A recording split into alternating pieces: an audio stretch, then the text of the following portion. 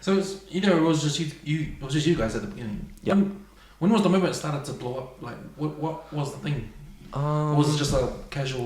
So actually, Lucky G's, I didn't drop Lucky G's. It was like a sort of fire extinguisher moment during the lockdown. So I actually bought it. I was too embarrassed to drop Lucky G's in that shop because of like it didn't have the look I wanted, and the kitchen wasn't set up properly to like really chunk out the burgers like that we need to like pay the bills. So basically, what happened was I bought Lucky Takeaway. My dad, the Chinese chef of, I don't know, like 40 years or something, 50 years Chinese chef, he came in and helped us like improve all the recipes. People come, we grew the Chinese business. Like, it wasn't about the burgers at the start. We didn't even have our burgers on there. Like, the Chinese business just like started growing, like doubling. We doubled like the turnover just alone and like what they were already serving, just based off service and product quality. And then obviously, like, because we started buying better ingredients and stuff like that, and we weren't freezing stuff like the old owners, they were just like serving really old crappy stuff. Like, people were coming back, but they didn't realize, but we had to reduce the portion size to actually make it a business. People forget it's a business, we're not a charity. Like, it's mean, like, people were coming back, but they didn't really quite put two and two together. And then one day people were like, oh, the portion size is like smaller now, so they started like kicking up a fuss. Some people like kicked up a fuss, other people, oh, it's delicious now. And then basically we wouldn't see the people based off the thing, like, just some people the business before was built off quantity, not quality. They had the poor lady there working like, I don't know, 80 hours a week, getting paid 40 hours a week minimum wage, like, just because she has no other option, like, just holding it above her head. And that's just stink. Like, for me, I have a very big moral conscience, so that quantity of a quality thing happens a lot around there. Yeah. When you think about it, like, most takeaways, most lunch bars. Yeah. Other takeaways, like, some of them taste the same. Yeah. It's mean, like, there's a place for that, like, for, like, people struggling and stuff. Like, you can feed a big family, with that sort of stuff. So there's always a place for that sort of stuff, but there's also people that take from communities and never give back. I just think they're one of those people, like that business before us.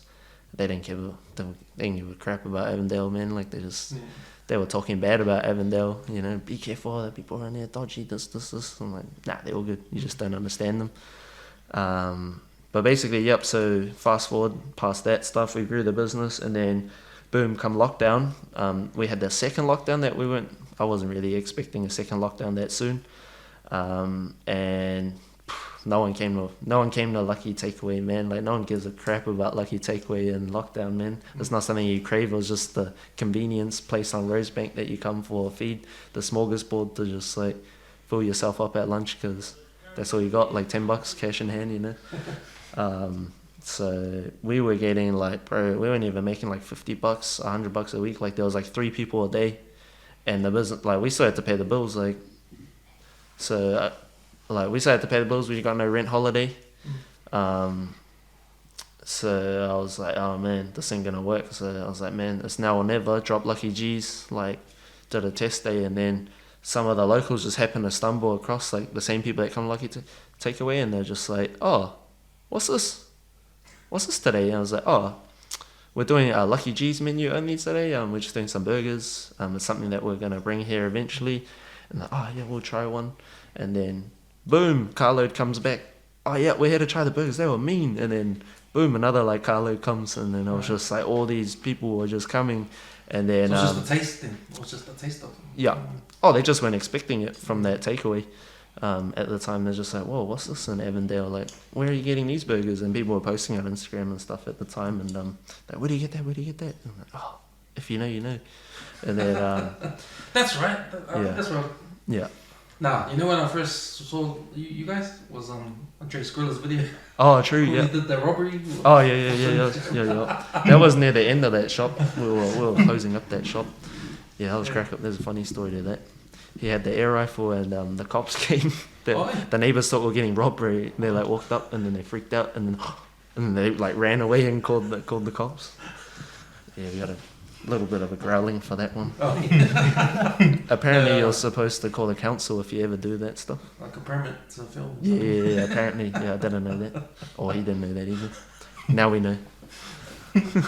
Yeah, was that video, was Straight School's video, and then it was Cam's, he always posted you guys. Oh, He true. went to get some burgers in there, but it was only it was those, if you know, you know. Yeah, So I yeah. was like, man, where's this place, man? Yeah. Because everyone else is trying it. Yeah. Yeah, man. So we still never really released, well, we never cheated. We never released the address. It was always word of mouth. And then one day, I think like an old fella, he came during the lockdown. And I think he just meant good. Like he left a Google review, 5-star. He put our address, put our business details on there. And then once it's on Google, I found it's really hard to remove down from Google.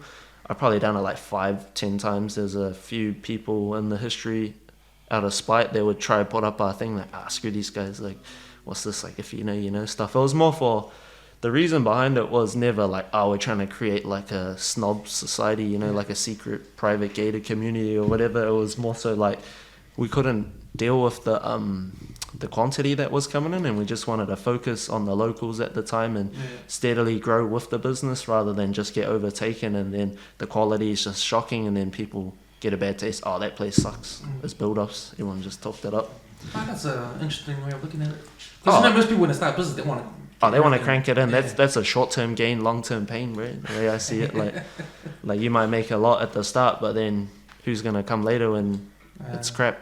They had that one crap burger. Sure, you got the money that one time, but the next time, you still got. At the end of the day, like for me, it's not about like making money or anything. It's about creating more opportunities for people and giving jobs back to the communities we're in, and being able to, pay back for the community, give kids opportunities, and do things for the community. That's a good way. Yeah, it's a good way to know your community too. Yeah. Because the people that come over, the guys that know from day one, like didn't have to.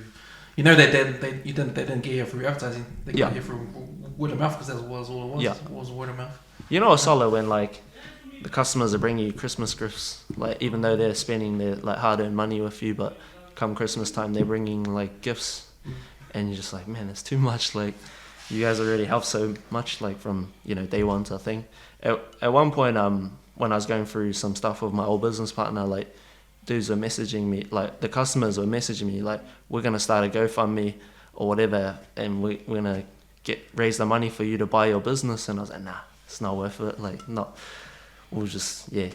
not worth giving them any more money, sort of thing. And I was just like, we'll just take it on the chin and keep going, sort of thing. Yeah.